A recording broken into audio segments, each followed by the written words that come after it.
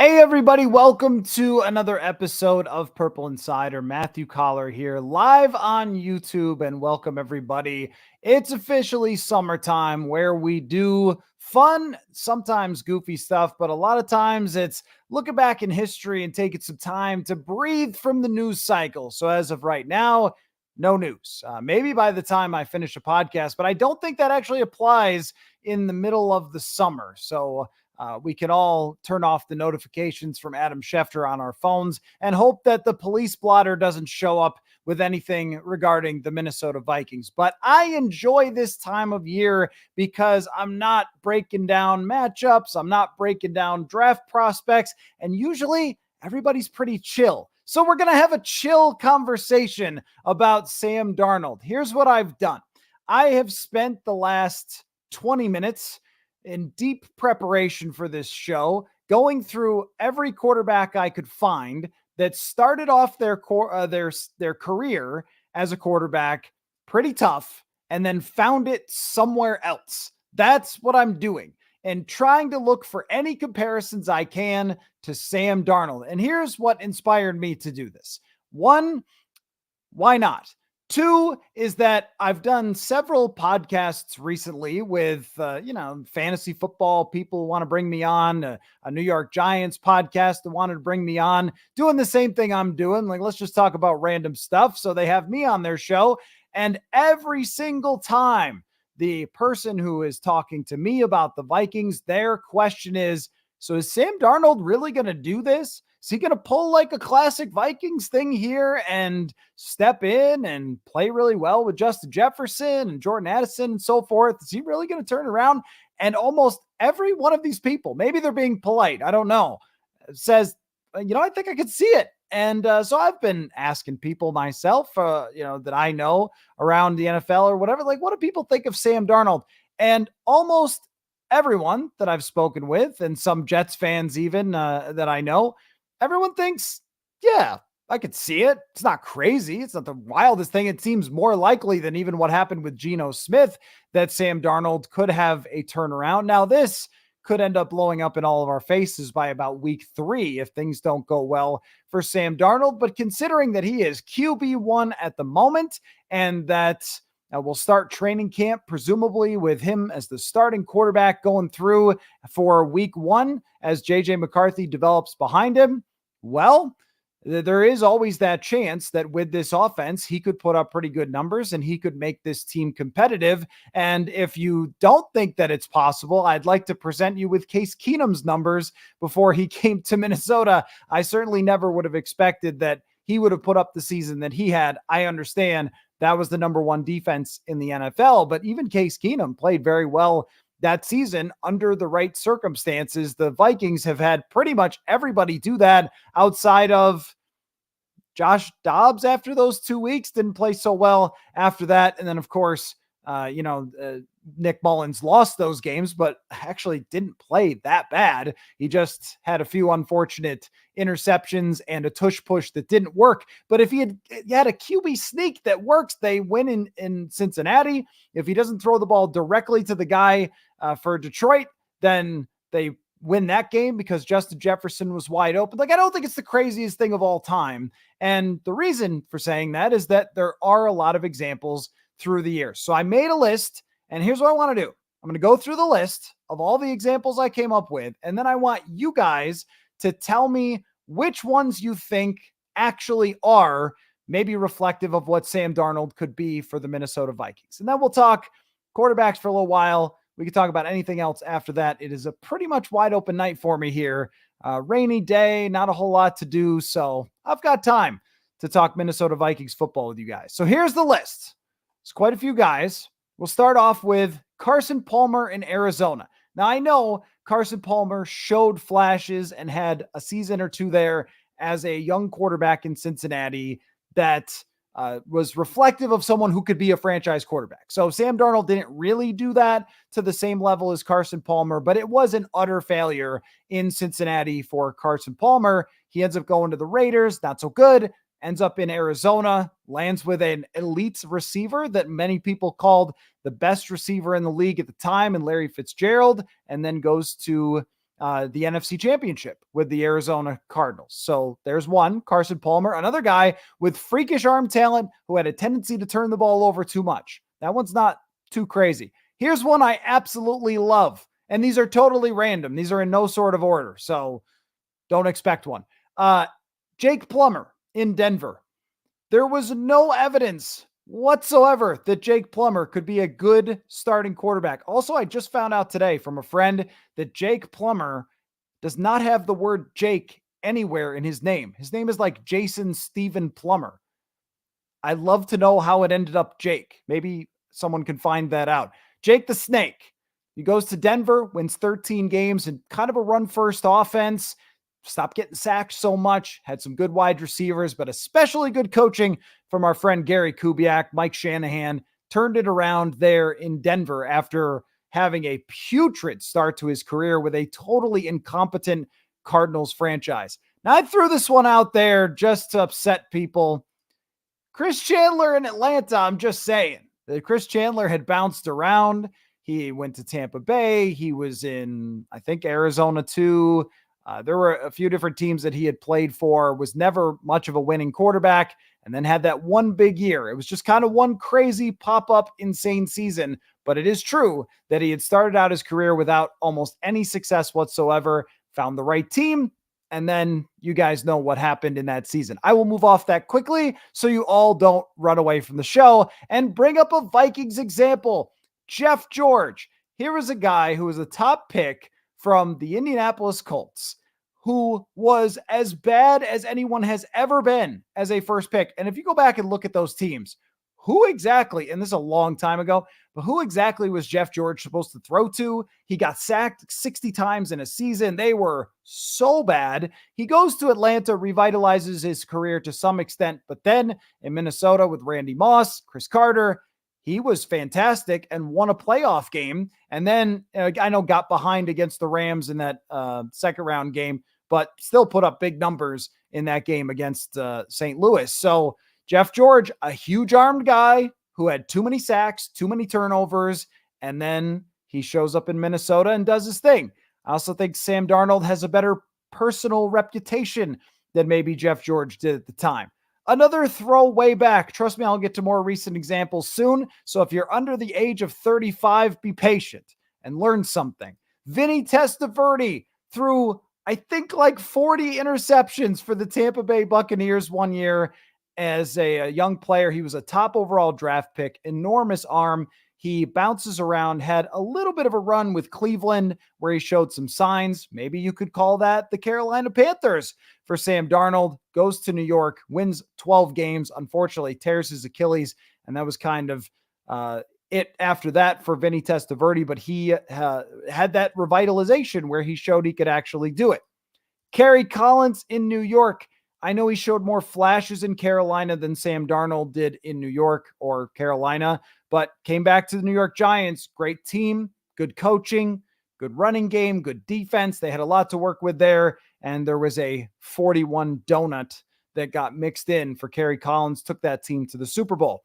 Here is applicable, maybe not a high draft pick. So not all these guys are high draft picks, but a lot of them started in one place, didn't work out, and then had success elsewhere. Trent Green, one of those guys, started in Washington, went to St. Louis, ended up the whole thing with Kurt Warner. Then he shows up in Kansas City with a tremendous supporting cast, great offense. Trent Green has a 13-win season in Kansas City. I included Steve Berline in Carolina because Steve Berline was a lot of fun. He never really took that team anywhere, but he was a mid-round draft pick, I believe, Arizona Cardinals, Phoenix Cardinals. Struggled, had maybe a decent season, went to Carolina, played much, much better with that team. And was that before Jake Delhomme ended up, taking them places? I think it was. So I just threw it out there just to show that we give love to all journeyman quarterbacks. Maybe not applicable to Sam Darnold. The next guy is, though, Geno Smith. Nobody was worse in New York. I would say that Sam Darnold was better in New York than Geno Smith.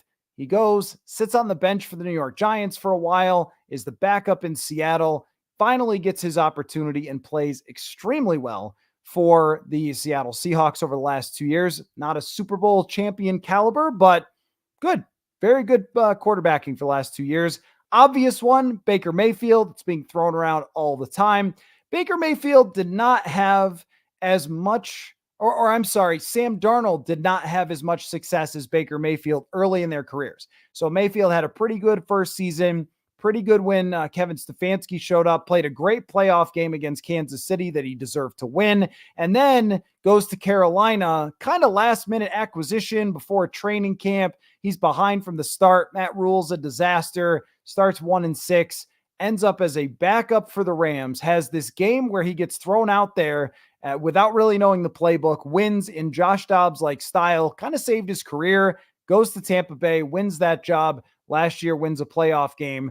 That one, I still think that Darnold is farther away because we know that Mayfield could win a playoff game and Darnold hasn't really come close to sniffing one. Still, another player who had bounced around, kind of been left for dead, and then ends up revitalizing it. How about Sam Bradford in Minnesota?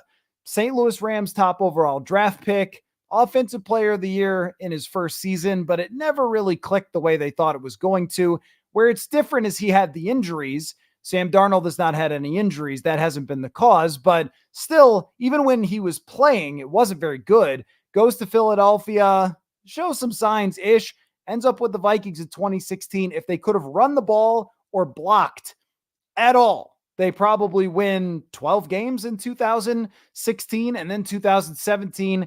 If Sam Bradford is their quarterback, I mean, who knows what that could have been for 2017 based on what we saw in the first game against New Orleans in 2017 with Bradford, but a guy who it never really clicked for and never really showed that top end talent that got him drafted number 1. And then suddenly comes to Minnesota with the receiver, starts gunning it around, putting up huge numbers. And did he set the Vikings? I think he set the completion percentage record. A lot of checkdowns there, but the Vikings maybe quarterback rating record. He was good in 16.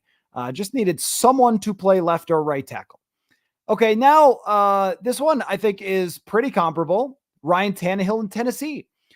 Very tough go of it. Adam Gase connection there. Very tough go of it in Miami. He also had an injury there, but it was never really that great. Showed flashes from time to time. 1 year, I believe he got him into the playoffs, but his numbers weren't particularly good.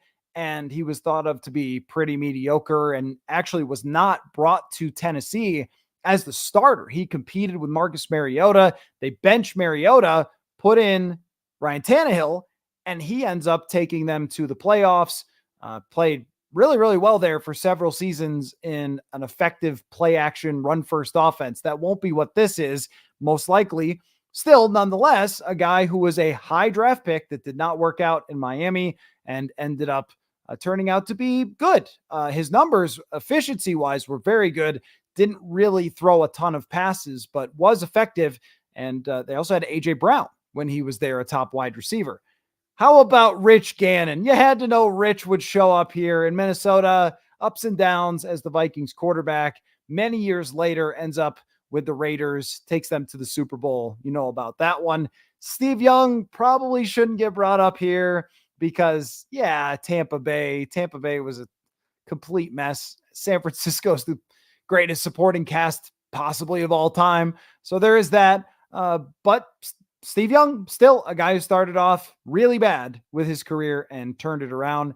Drew Brees, another one. It wasn't super bad in San Diego, but it was really good in New Orleans. I don't see much comparison to them as players, but Brees did struggle at times with the San Diego Chargers and then ends up turning it around. So there is the list. I considered throwing Trent Dilfer in Baltimore there, but that just felt wrong. But it's kind of true though, right? Like why not?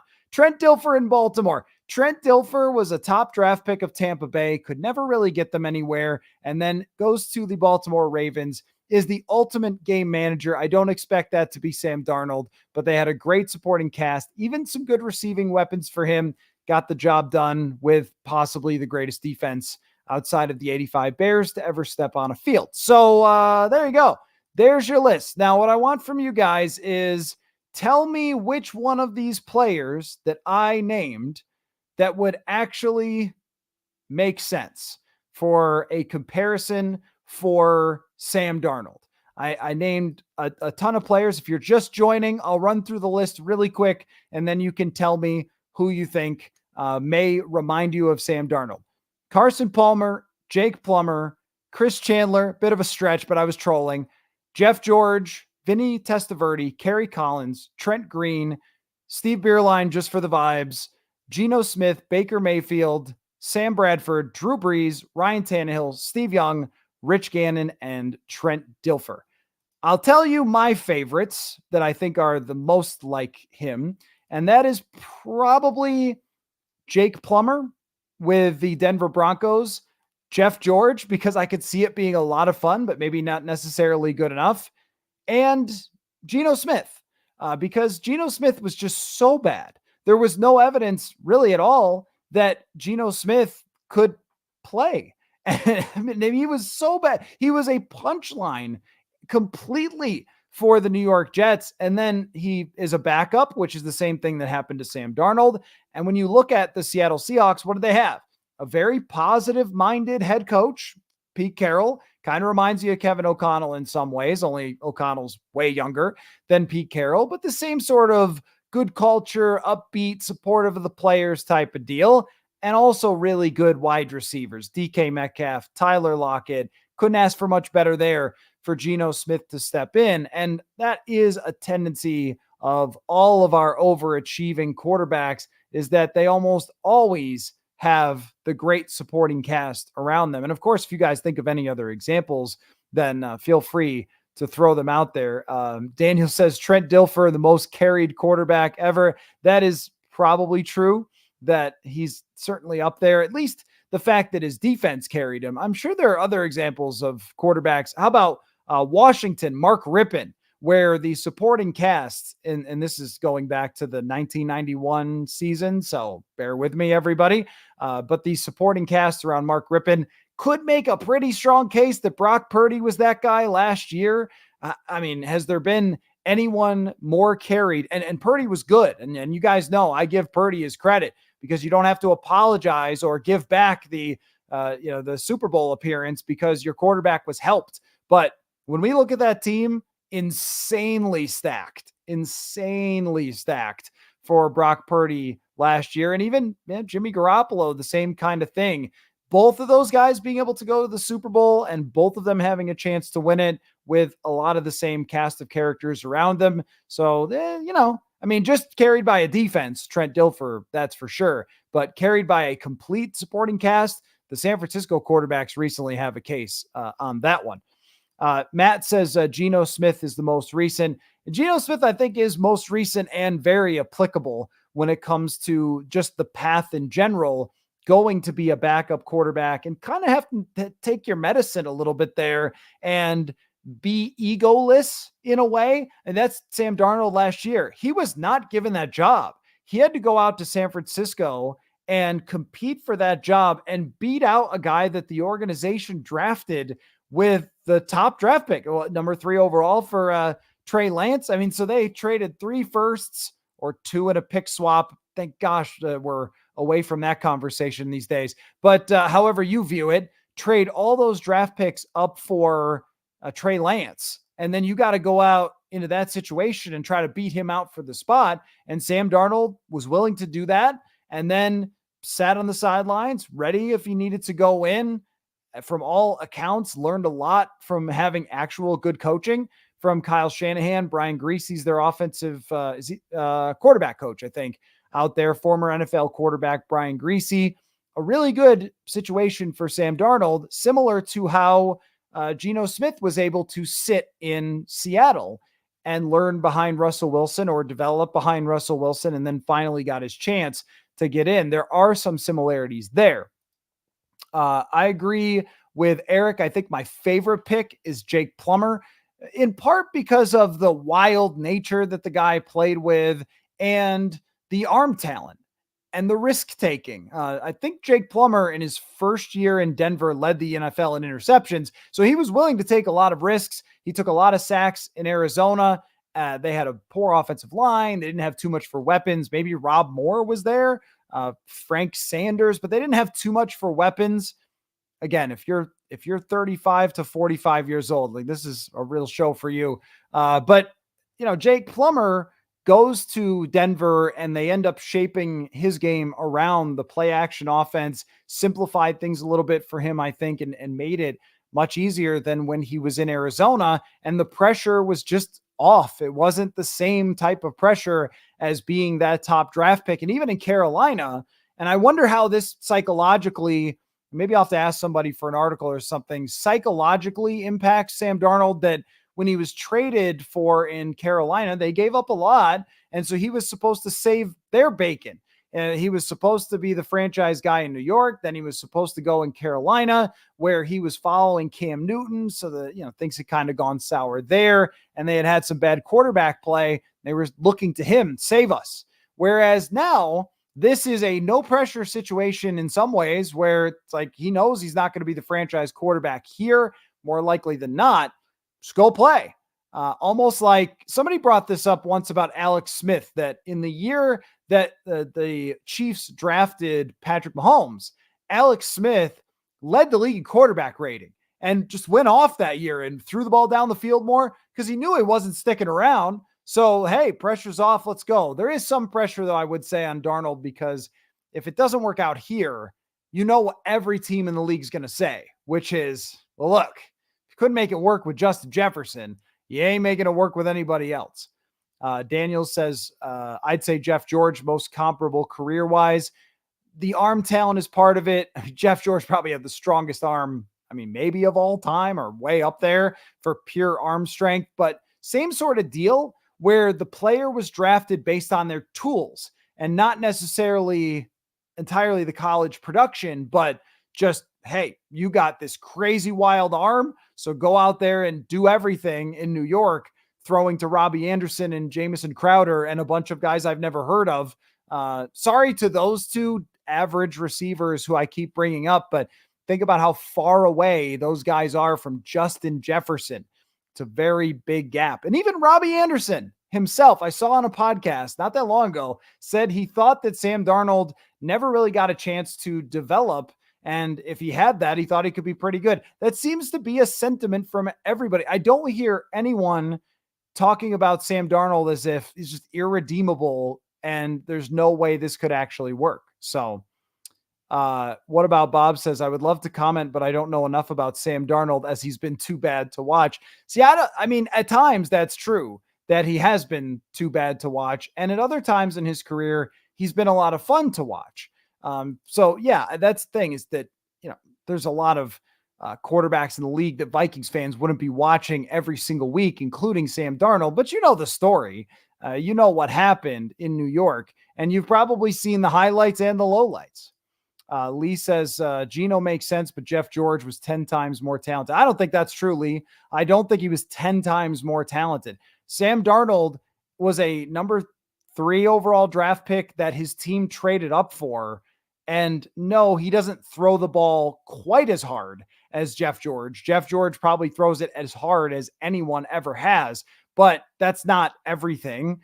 Jeff George was not the athlete that Sam Darnold is. Darnold scrambles, makes plays, escapes. You talk about not watching him, Bob, but I watched him because it's my job. So I spent a lot of time watching his tape, and his raw talent is extremely high. And if you watch only a highlight reel of Sam Darnold, what did they just get Brett Favre? It's kind of wild, actually, how that guy has not turned out. When you see the high level of his plays, there's one that stuck out to me. I may have mentioned it before, but there was a play for Carolina with DJ Moore where he got pressured and DJ Moore was running a deep post and he couldn't step into the throw at all. And this is where it's Jeff George like.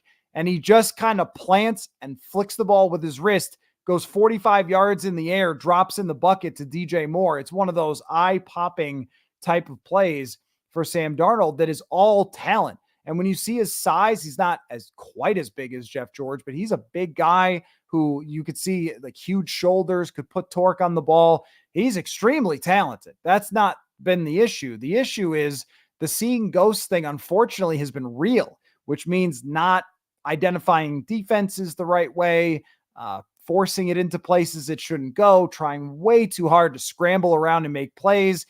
This could be an issue for Caleb Williams as well with the Chicago Bears, but I saw way too many instances of Sam Darnold running around, trying to look for something where you just go, maybe you should just throw the ball out of bounds. Maybe you should just check down, go on to the next play. And they've talked about that a little bit about, hey, Sam, why don't you just play point guard? They love that reference. Kirk Cousins used to use it, but Kirk kind of did play like that. Just get it to where the playmakers are. Well, you want a little more than that from Sam Darnold, but I think that meter was pushed too far to, hey, my team's not good and I got to do something crazy, that Sam Darnold might not feel as much pressure with the Vikings to do that.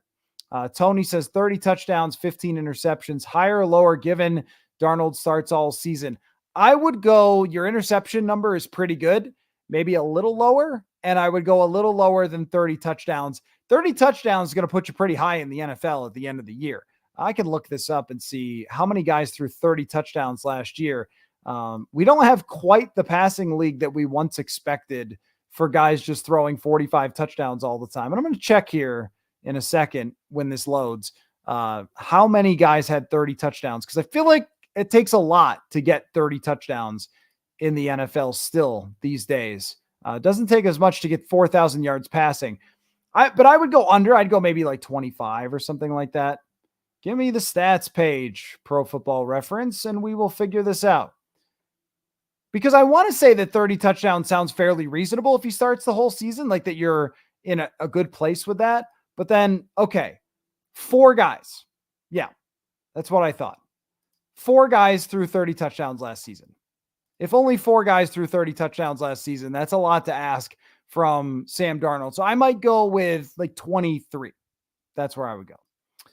Scott says fairly comparable predicting how Darnold will do this year as it would be predicting how well any rookie would do in year one. I'm not sure I totally agree with that because we do have a sample size of performance from him before. So it's not completely unpredictable. And I mean the good stuff too.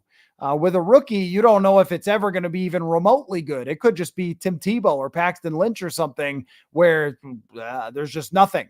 That could happen with a rookie, where with Sam Darnold, there have been stretches of his career. And I know this is a abomination to statistical analysis, but allow me to do it anyway.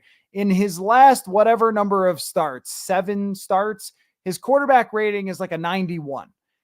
That's okay. That's pretty decent. That if he finished the year, played a full season with a 91 quarterback rating for the Vikings, probably would be brought down by the interceptions. They could win 9 games. They could be in the mix for a playoff spot if he ended up giving them quarterback play like that. And he did that in a place largely in Carolina. And then that one game in San Francisco, he did that largely with not a lot to work with. And now he does have a lot to work with in Minnesota. And that's where I do keep going back to those Mullins games where they're this close to winning the Nick Mullins games. And like, even if Darnold plays similarly and throws for 400 yards and 4 interceptions, it could be pretty entertaining all season long. And Cincinnati was a good team and they were ahead in that game, even though he had the craziest turnovers. He was laying down. Remember this, Nick Mullins? We would just wash out everything from the bad games from last year. We don't talk about them. But do you remember when Nick Mullins was almost laying down on the ground and then just tossed it to the Bengals player for no reason in the red zone? It's got to be better than that, right? And yet, they almost won that game. I shot you 99 said, did you think about adding Jared Goff to the list? I did not, because Jared Goff was really good in Los Angeles, went to the Super Bowl, ran a number 1 and number 2 offense. I thought Jared Goff would be good in Detroit, and he was. I've always felt like Jared Goff has been underappreciated. And part of it just being that his own team bailed on him and decided to go get Matthew Stafford because they wanted to do some different things on offense than Jared Goff was capable of. But I was kind of a Jared Goff defender, and I think he's grown a lot as a quarterback since he's gotten to Detroit. So he is better than he was. But if you're capable of running the number 1 offense in the league, that's not something we've seen from Sam Darnold. It is a guy who went to another place and was good, but he was good before. So it's not shocking that Jared Goff had that happen. Had Jared Goff only played his rookie season and then sat on the bench, then went to Detroit and played great, then he would end up belonging on this list. Daniel says Sam Darnold fumbles and picks were a problem, hoping KOC can clean his game up. They were, most certainly. Now, he did reduce it, and this is why we're dealing with only stretches of good Sam Darnold play. I think I'm going to do an article on this, looking at some of the stretches of Sam Darnold play that's been good, because his turnover-worthy plays were down in that last stretch with Carolina from where they were, which was abominable in New York and early Carolina. Because in the early New York and Carolina years, he was consistently among the 5 worst players in terms of turnover-worthy plays. That can't happen here, or you're going to lose a lot of football games. But the fumbles and picks were a problem at USC. They're a problem early in his career, and they'll probably be a problem here. It's just how much. Can you reduce them by at least enough percentage to be competitive is the answer, because the high-end stuff is pretty good from Sam Darnold. It's just those turnovers really have hurt his career a ton. And I don't know if you can reduce them enough for it to make him a franchise quarterback. But for 1 year, you're looking for him to throw fewer picks and fewer fumbles and fewer sacks with a lot of help around him. Can you do it? That's the question. Rich Gannon-ish. Yeah, I think where Rich Gannon thrived, I thought, was the change in the league and the change in situation where when Rich Gannon came into the league, offenses were very much run on first down, run on second down, have a 11-step drop and throw it down the field on third down.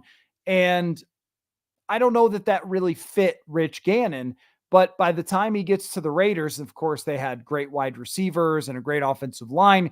But there's John Gruden running the West Coast stuff that had helped Randall Cunningham put up better numbers at one point. And Rich Gannon was much better at doing the play a point guard type of thing, not trying to scramble around and make plays like he did in Minnesota, not trying to push the ball down the field all the time, but just hit the back foot, let the ball go. This isn't a West Coast offense in my mind. I just don't think that those things really exist anymore. I think every team has their own specific scheme, which is a Frankenstein of lots of different things that are influences, that there isn't just hey, this is a Kubiak, this is a Shanahan, this is a whatever, that even those offenses, they have their basic principles, but then they just add and add because there's so much more data, there's so much more film, there's so much more advanced players in terms of what they know when they arrive at the NFL. So you can do a lot more stuff than you used to be able to do. So there's no clear West Coast anymore, I don't think. But when it comes to the way Rich Gannon played, he was a much better fit for that short and quick passing game. And maybe Sam Darnold is just a better fit here schematically, that he was trying to do too much early in his career.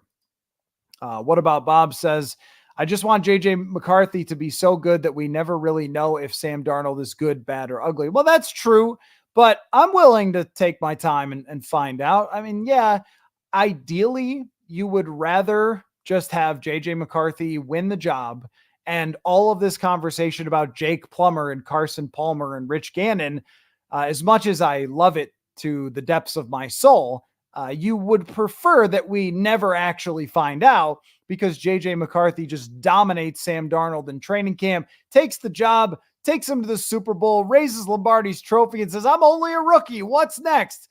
But I think if we're being realistic, that probably isn't going to be the case. The case is going to be that JJ McCarthy is the backup quarterback and Sam Darnold's going to start, and we may end up seeing Sam Darnold for an entire season rather than, JJ McCarthy playing or not. I mean, I don't really know yet, but I do think that it is realistic to think that Sam Darnold could play quite a bit.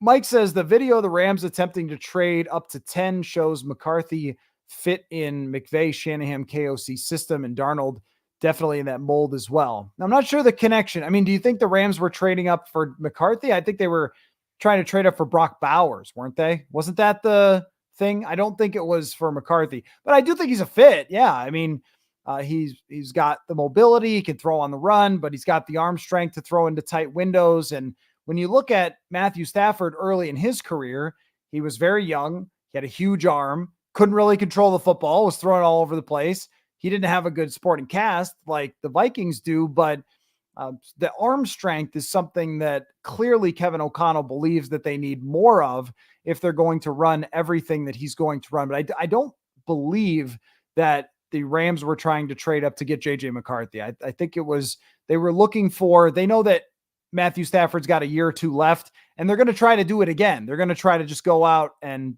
win the Super Bowl again with Stafford, take that one last chance.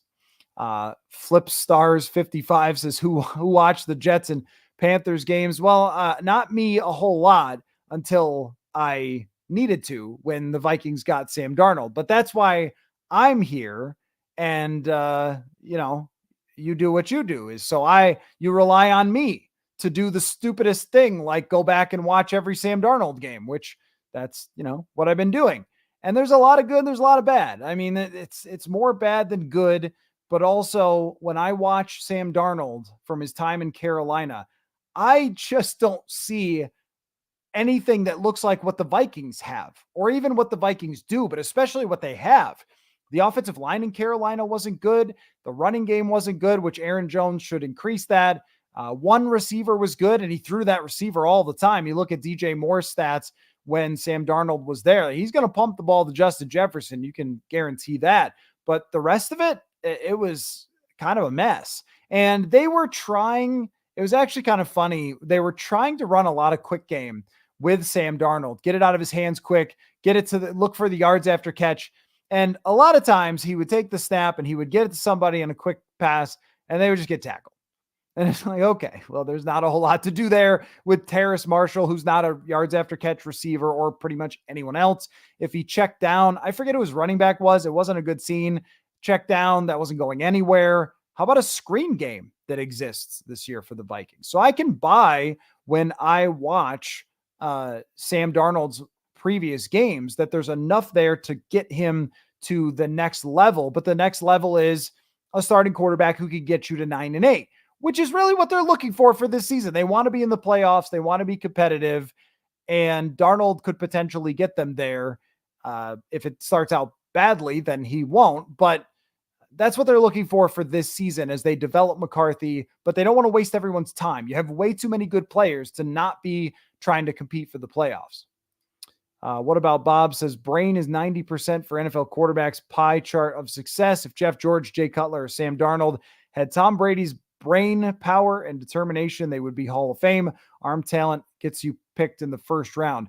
Yeah, I mean, I mostly agree with that. Yeah, I mean, that's a huge deal for how you process information, and the decision-making is a big deal. Also, some people freak out under pressure and other people are calm under pressure. Tom Brady mostly didn't seem to feel it very much, even when it was in the Super Bowl. But comparing him to Jeff George and Jay Cutler, I don't look at it that way with Sam Darnold, because Jeff George and Jay Cutler both seem to take it for granted that they were that great, and seem to go out there and just like, I'm just going to ball out and throw it wherever I got to throw it and see what happens.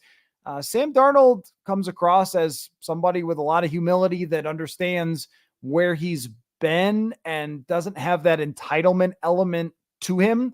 Even when he's being asked about the guy who was drafted to eventually replace him, there's a difference there. Also, the league is different now from when it was with Jeff George and Jay Cutler. So much more was on the quarterback's shoulders then. There was so much less, I think, designed to just give the answers to the quarterback or make life easier on the quarterback than there was then. But of course you're right that, it's not just arm talent. We shouldn't downplay Tom Brady's arm talent, though.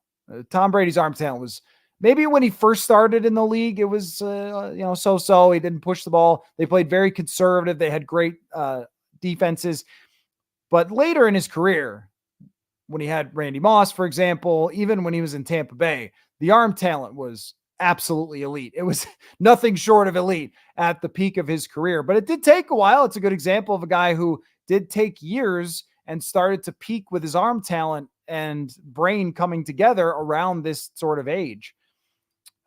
Flips says Darnold is talented. I believe he has a higher chance of winning a Super Bowl than Cousins will ever have. I wouldn't go that far. I would not go that far. So both of them don't have a very high chance of winning a Super Bowl because of who else is in the league. But I mean, there's no question that Darnold has more raw talent than Kirk Cousins, but Kirk Cousins, to get into the range of being the 8th to 12th or 14th best quarterback on a given year, you have to be very good. And Cousins was way better, way better than Sam Darnold has ever been in his career. So let's not go that far to be talking about him as if he's a lot better than Kirk Cousins. Now, if he has a year like that and proves it, then okay, then we can say that. But because he's going to have a similar sporting cast to what Kirk Cousins had. But I don't think that we can start going that far because as Bob was just saying about the brain part of it, and also Kirk Cousins, a very accurate quarterback, that's been an issue for Sam Darnold. So it's brain, but it's also accuracy as well. And Cousins had both of them. He just didn't have a super arm, didn't have playmaking ability, and he had a kryptonite. There was an answer for Kirk Cousins when things went wrong. But I mean, if he is able to come into this offense and throw for 4,500 yards and 30 touchdowns and 100 quarterback rating and stuff, you're going to be through the roof if he ever performs anything like what Kirk Cousins was doing. So let's not go nuts. Lee says Sam Darnold had a 66.3 PFF grade, completed 58.6% of his passes. His final year in Carolina, a big leap is needed for him. I, of course, agree with the facts there that there is a big leap that is necessary. But how big? I mean, when we're talking about playing for Matt Rule, although he didn't play as much for Matt Rule that year because Rule got fired and then he played for someone else at the end of the season. But you're right. I mean, when you talk about he's been a bottom third type of quarterback, and that's even complimentary, even when he was at his best. And the accuracy being as inconsistent as it was, you're right with the completion percentage that Kirk Cousins is a 70% type of completion quarterback, whereas Sam Darnold has not been there. You're looking for some bigger throws, down the field for Sam Darnold, potentially more into traffic, which gets him into trouble and sometimes also results in something awesome. But how big of a leap to be a success here? It doesn't need to be a leap that gets into the NFC Championship necessarily, or is one of the best seasons in the NFL for any quarterback. If that PFF grade was 74 and he completed 63% of his passes with 23 touchdowns and 10 picks or something and got them to 9 wins, it's a pretty big success. It could be a very fun season for the Vikings in that way, and the roster could come along and feel like you're in a position to take that next step after that. But if he has similar numbers to those, then it's not going to be that much of a success. And you probably move on in the middle of the season at some point to JJ McCarthy. Scott says McCarthy could and probably would start week 1 with Cleveland. KOC's offense is far more complex.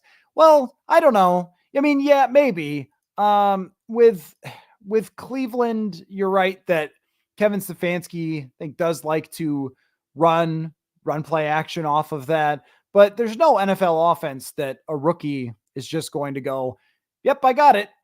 All of them are really hard. All of them have a lot going on that is difficult for someone to learn who's never played in the NFL before and didn't have something all that complex at Michigan.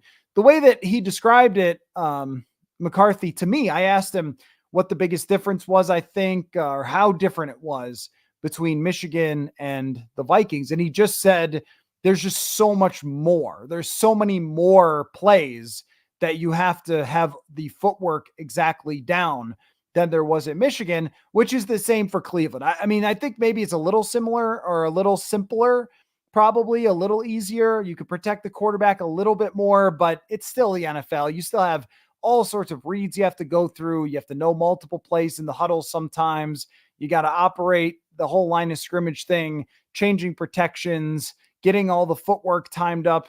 You really can't just run play actions, bootleg out and find somebody like it's 1998 exactly. So I think it would be hard for him anywhere, and that's fine.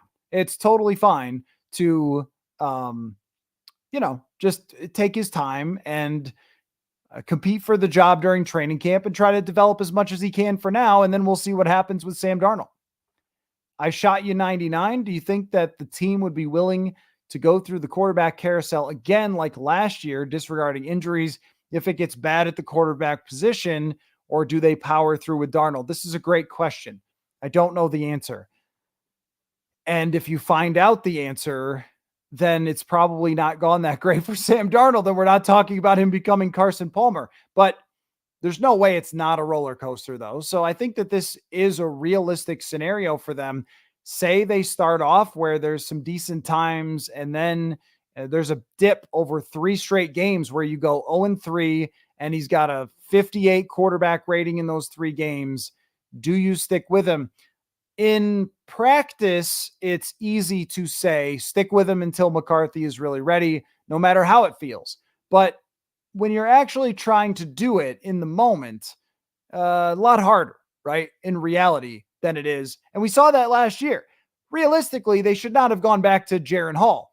All of us were fine with it, though. I was fine with it. I thought, well, if Kevin O'Connell thinks he's ready, then off to Jaren Hall we go. But Kevin O'Connell thought he was ready, and then about 4 plays in, he was not ready. It was very clear Jaren Hall was not ready.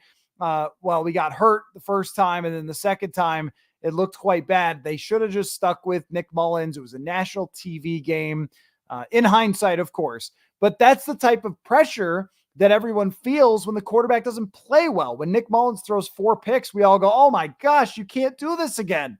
You've got to go to somebody else. Then they go to somebody else. You go, you got to go back to the other guy. And you don't want that. You don't want that with Sam Darnold, where you run into a scenario that he doesn't play well for a couple games. You throw in McCarthy, he's not ready. Then you have to go back to Darnold. What you want to do is go to JJ McCarthy when it's time to go to JJ McCarthy forever. So you might have to power through. You definitely might have to power through.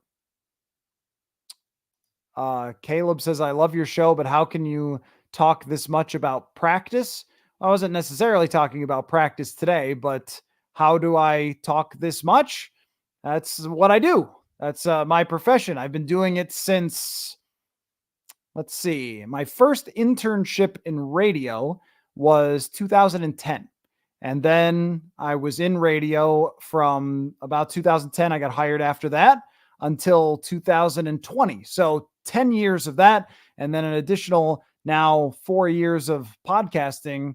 So that's how, because it's what I do. And I don't have any other hobbies. So what else would I do other than talk about football with you guys? And actually the real reason is because you guys want to talk about football all the time. If you guys didn't want to talk about football and nobody showed up for the live stream, I wouldn't do it. But you guys want to talk ball. So that's why we're here. Let's see. Skol Vikings says, Rich Gannon, no. I say Randall Cunningham. I can't get on board with Randall Cunningham. Randall Cunningham with the Philadelphia Eagles was one of the great quarterbacks of the 1980s. One of the most exciting players ever. Won a lot of regular season games. Didn't have a ton of success in the playoffs, but he had a marvelous career in the NFL before he retired and then came back. He was also way older than Sam Darnold. Usually when we're talking about these guys, we're looking for, hey, was it somebody that in the midst of their prime came back into a starting role and then had success after having struggles before? So when you have the Kerry Collins, for example, played at Carolina, didn't really show much, had that 1 year they went to the NFC Championship, wasn't a great quarterback, disappears, comes back, reemerges with the New York, and then he's a different guy. That's what we're kind of looking for, more so than I didn't really connect Randall Cunningham. He did have his best year as a passer with the Vikings and Randy Moss in 1998, but he was really good before. If you go back to the 80s, he's one of the best. If you were naming the best 80s quarterbacks, he's probably in your top 5 at least. Mike says, excited to see what Kevin could do with Sam, and the whole McCown part of the story makes it more intriguing. That's right. I think that Kevin O'Connell, and this is something that he has to delicately weave, and I think he's done a really good job so far, is he has a quarterback reclamation project that coaches love. I mean, what's better than that? Kevin Stefanski ended up as a head coach because of it. Pat Shurmur ended up as a head coach because of it eventually. Or I guess Shermer right after Case Keenum, but Kevin Stefanski ends up as the OC eventually after a disastrous year, but emerged as the quarterback coach during the Case Keenum run. Really, when you could be part of a quarterback reclamation project, you know what that means and what everyone's going to say about it. Even look how much credit Kevin O'Connell got for 2 weeks of Josh Dobbs last year. So if he can take a guy's career and say, you know what, you've been wronged, my brother. Let me show you how to do it, how to play quarterback. I can put you in the right positions. I don't know why I took on like a Southern accent there. You could put in the right positions. I give you the great receivers, and here you go. Here's the career you always dreamed of. He wants to put his focus into winning games and into Sam Darnold and into the reclamation project because it would be great for him as a former quarterback. And he's mentioned this before, who feels like he was let down a little bit by the league and didn't get much of an opportunity to develop himself as a quarterback in the league. He would love to do it for someone else, I think, for Kevin O'Connell. And also, he would love to not have 2 losing seasons in a row, because if he has, and this is just reality, right? All of us could sit here and go, who really cares if it's 9 wins or 7 wins or 6 wins? If they look like they're ready to go big time in 2025. That's very easy to say. However, when it happens, similar to this quarterback thing that was a great question earlier, if you win 7 games and then it's 7-10, 7-10, 2 years without the playoffs, I don't think the Wilfs are going to be super thrilled, and you go into 2025 with a lot of pressure. If you make the playoffs and you're kind of the plucky team, remember how this was Detroit? Well, they just missed the playoffs at 9-8, but winning record, or even Philadelphia with Jalen Hurts, where they made the playoffs. They got crushed in the playoffs, but they still got a lot of credit. They still got a lot of, hey, what a season for them. They overachieved. So the over-under is 6.5 for the Vikings. If you win 8, you've overachieved. If you win 9, you've overachieved. And then you go into the next season feeling like, all right, well, everybody's got their job security. The team is in good place. Now it's JJ McCarthy's first year, and we can look forward into that timeline. If you win 5 or 6 games, it's going to feel pretty rough, and there's going to be a lot of pressure. And I know all of you can all say, hey, I won't be critical. It's Sam Darnold. If it doesn't work, I still think they're in a good spot. Just wait till they lose that 3rd game in a row. You're going to run to social media and be like, fire O'Connell. I know it. That's football. Richard says Sammy is not one-dimensional like many of those comparisons are. Sammy, are we calling him Sammy? You're just calling him Sam. I'm not calling him Sammy. Sam has major talent that when combined with skilled, I assume you mean players, Vikings is a killer combo. Could be a killer combo. I mean, when you say one-dimensional, I don't know that Sam Darnold is multi-dimensional. I think that he has some playmaking elements to his game. He can work the ball down the field with his arm talent, but he has really struggled with consistency, accuracy, reading defenses, and the mistakes. And we can't blame everything on the teams that he played for, because he didn't elevate those either. He didn't make worse teams better. And this is kind of how I think of quarterbacks in general. Like, for example, this is how I tier quarterbacks. They always do 1st tier, 2nd tier, 3rd tier. The way I look at it is, let's just say that we gave everyone an 8-win roster. This is an 8-win roster, some good, some bad. The 2021 Vikings is an 8-win type of roster. Got some real good players, got some real bad players. Go after it. Patrick Mahomes still can win the Super Bowl. So could Tom Brady. So could Peyton Manning.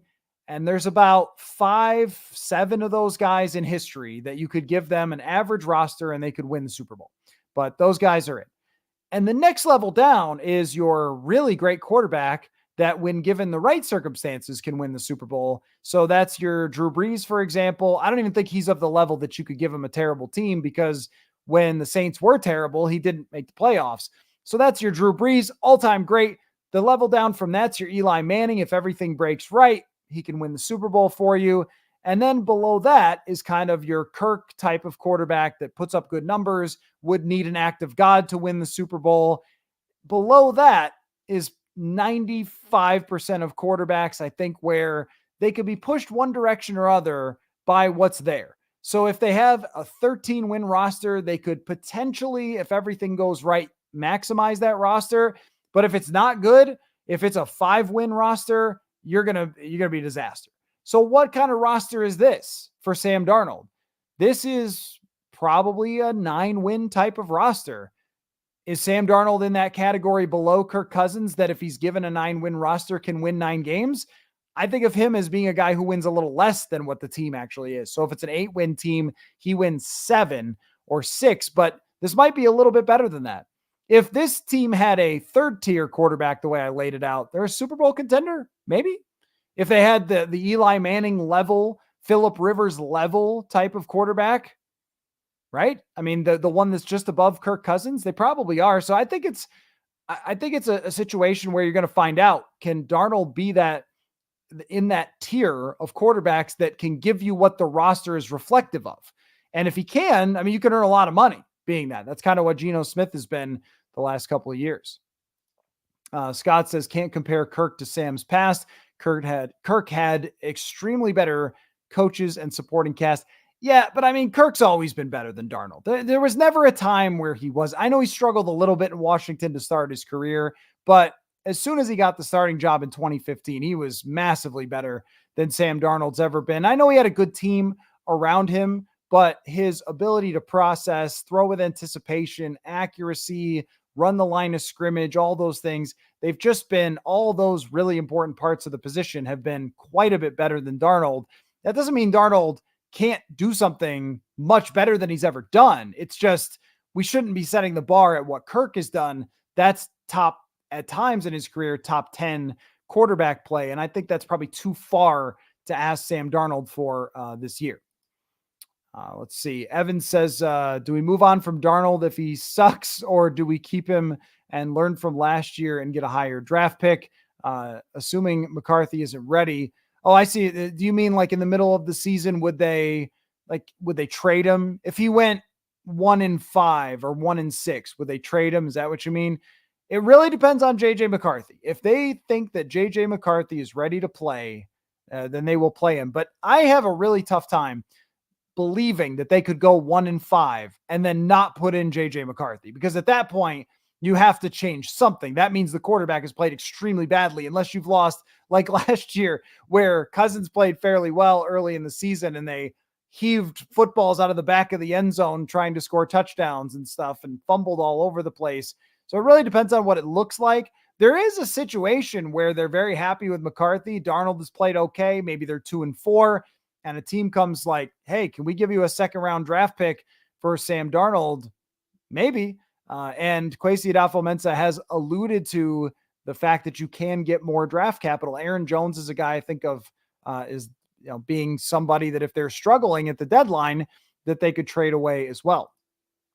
What about Bob says, now that Jefferson's deal is done, what is Kwesi working on now other than day-to-day roster scrolling for former first-round talented player dumps? Yeah, maybe that's true.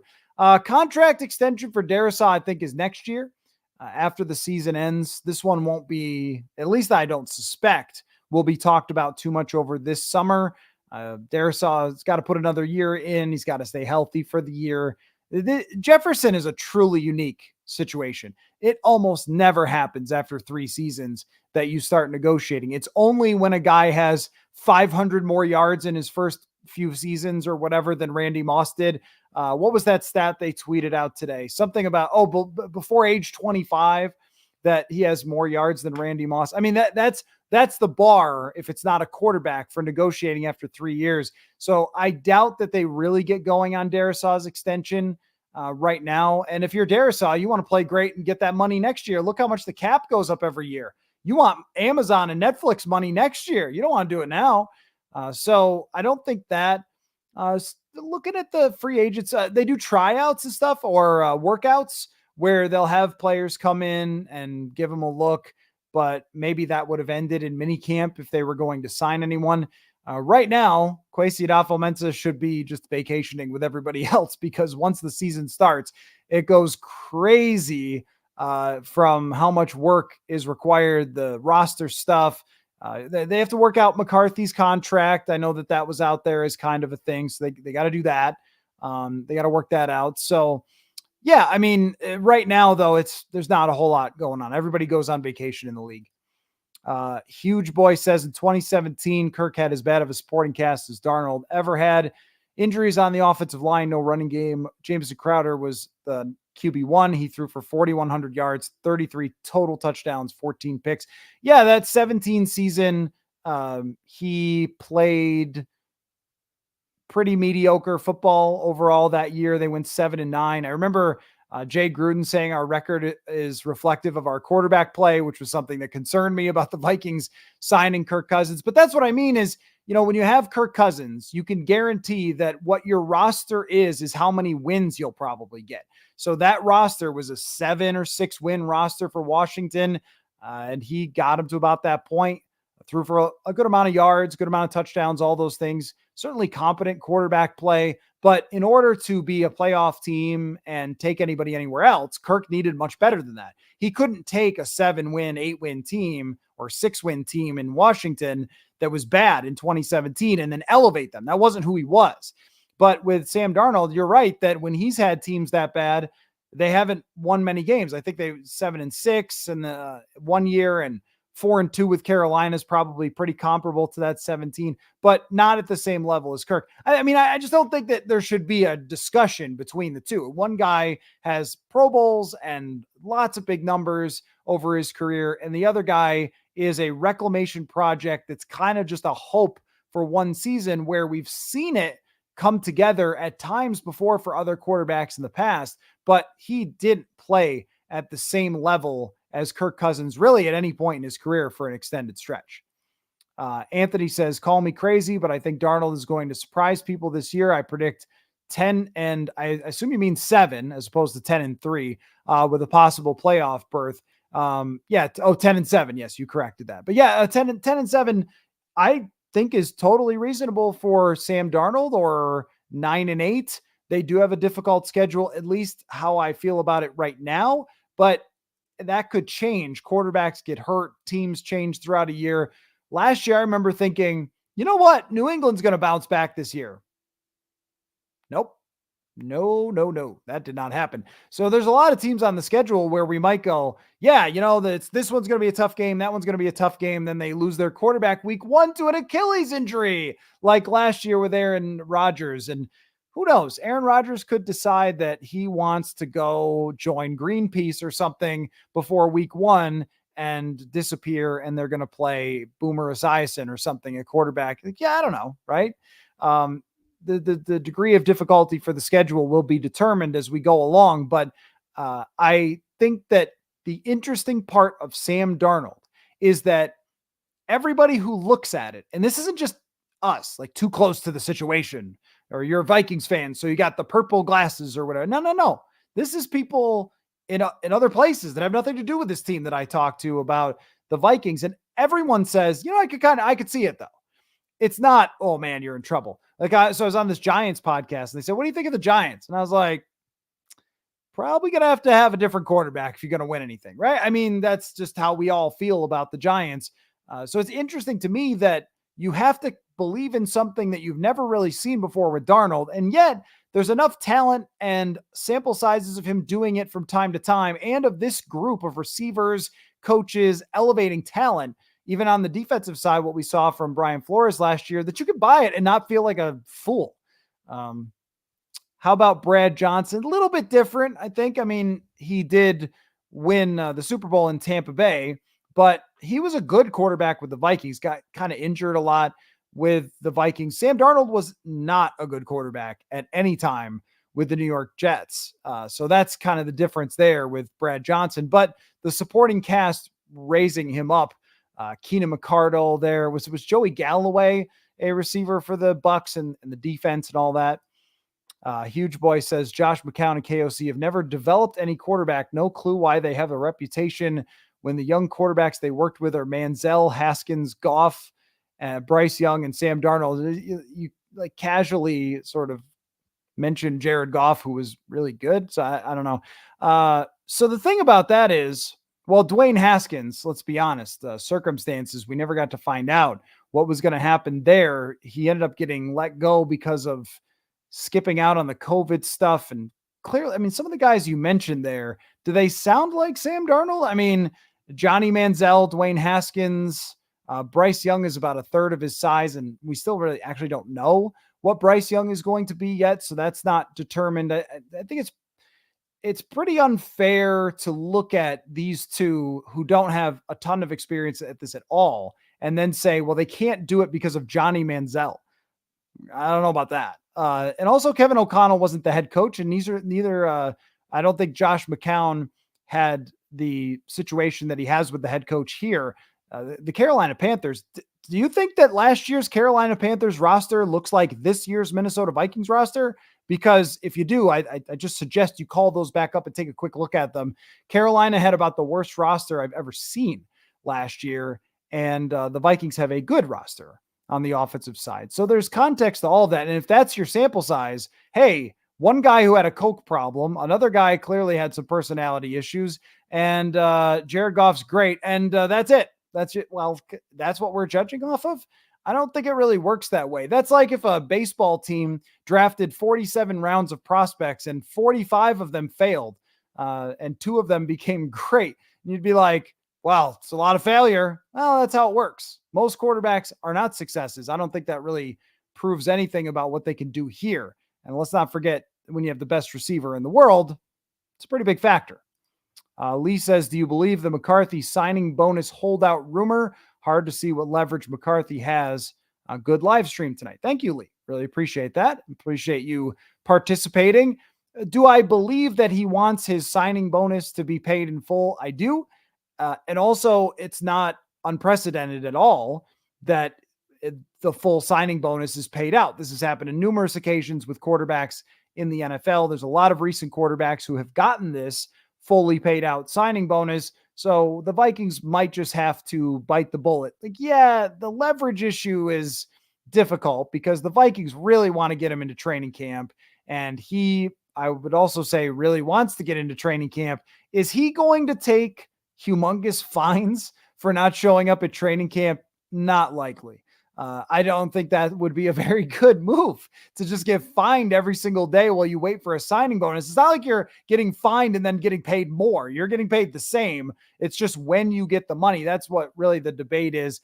The Vikings will probably just give it to him and just get him out there. It shouldn't be that controversial. That's why the whole idea that he was planning to hold out, I think we're a little premature here. We got June 17th, so there's 40 something days left before they have to work this out. I believe they will, just like with the Jefferson contract. They'll work it out. JJ McCarthy's not going to be doing the Joey Bosa in 2016 where he sat out for basically the entire training camp. And if he does, then that would be very stupid for him and his agency to do that. So they'll all get it figured out, I think, before training camp. If he misses a day, it's fine. Digit says, with the KOC scheme, JJ and JA routes, and a strong arm of Sam, I think he will do fairly well. Yeah, I agree. I think 7 or 9 win roster, tough schedule. Yeah, we'll see on the schedule. I mean, generally, I think it will be tough, but it's not unreasonable to look at this supporting cast and go, yeah, I could see. And going back to our original, is it quite as good as Randy Moss, Chris Carter giving Jeff George new life? I'm not sure about that. Is it as good as Kerry Collins in New York? Possibly. Is it good as Geno Smith? I definitely think so. I think it's very similar to Geno Smith, where it's the 2 great receivers. There's some limitations otherwise, but it's a good, positive coaching staff that is going to put their belief into a guy and see what he can do. So, we'll see when it comes to Darnold, but I think the Geno Smith example actually makes the most sense out of all the ones that I brought up. And that's why you could see it, because we have at least a bunch of examples where this has happened before. Let's see. What about Bob says, your rookie kicker evaluation got some steam by the aggregators. Glad Mike Zimmer isn't here to derail his career. That's true. That it is a good thing. It is a good thing. And everything that I hear about Matt Daniels and know about Matt Daniels from interviewing him weekly over the last couple of seasons, I feel like he is a really good fit for a kicker. Somebody who's going to communicate a lot with the kicker, who's put a lot of work into understanding kickers, and they don't have a head coach who's insane. So there will be some patience. They certainly had more patience than I would have expected when it came to, Greg Joseph. I thought there were a few times where they might move on from him, but they decided to believe in him. So it's historically better, I think, to stick with one guy and see what happens than it is to chase your tail and just go out and get a bunch of kickers. But there's no guarantee. I said what I saw from practice, which is why you tune into the show, which is that Will Reichard looked awesome.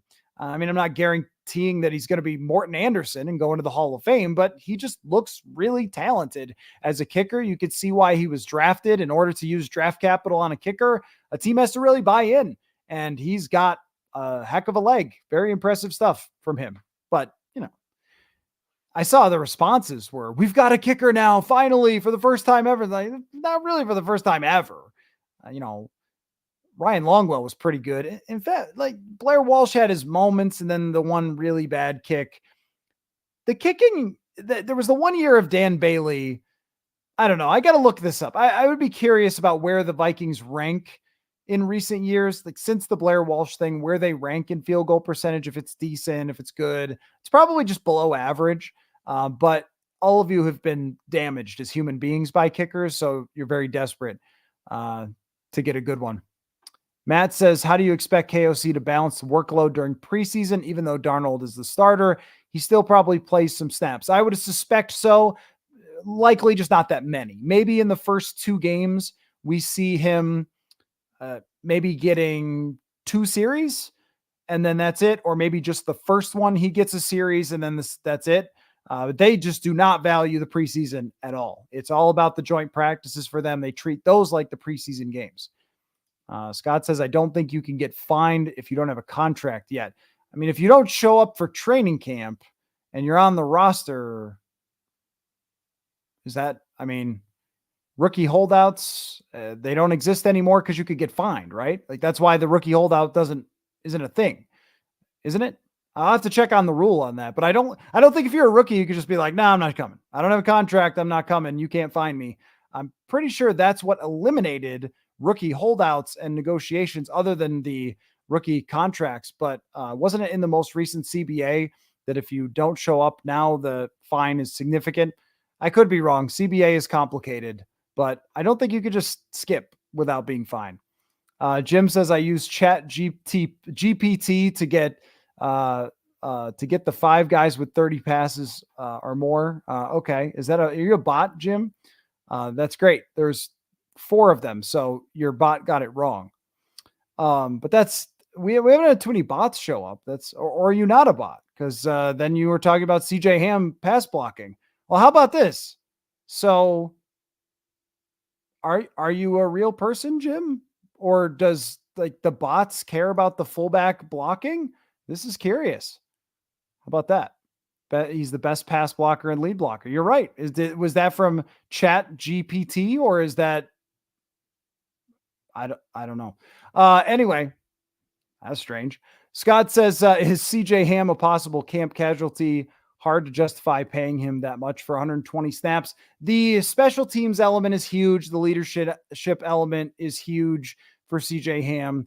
But with Aaron Jones, it is harder to find the fit because last year he was a big pass blocking presence and you could see that changing. And I don't think he was the same impact run blocker. They just didn't use him that much as a run blocker. And I'm not certain that they figured out how to scheme him as a run blocker. So maybe that's an emphasis for this year.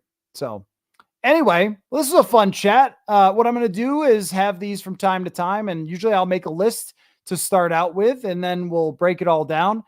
Steven asked, Mr. Mankato leader. It's a good question. Who is the Mr. Mankato leader? We didn't usually wide receivers are good picks. Will Reichard could be that 6th round draft pick. He could be Mr. Mankato. It's going to be a lot of receivers that have a chance here. Jashawn Jones, Malik Knowles. If any of them does anything, then they have a shot at being Mr. Mankato. Going to have to think about that. Who would it be? Gabriel Murphy, UDFA, chance there. Dwight McGlothern is a good one. Cornerback. You get a pick or something in the preseason. Could be. It's a lot of candidates. There'll be an article. There'll be a podcast before camp where we'll run through the Mr. Mankato favorites for sure. So lots still to come this week. Going to have an interview with a Jaguars writer. Just why not, right? To talk about Vikings Jaguars, which is a long time from now, and yet you'll still like it. So I'm going to do that tomorrow and lots to come. So make sure you're joining these chats whenever they pop up. And of course, send me emails if you want question answered. Go to purpleinsider.com is a good place to do that. And we'll carry on here in the summer and have a good time. So thanks again, everybody, for joining. We'll talk soon. Football.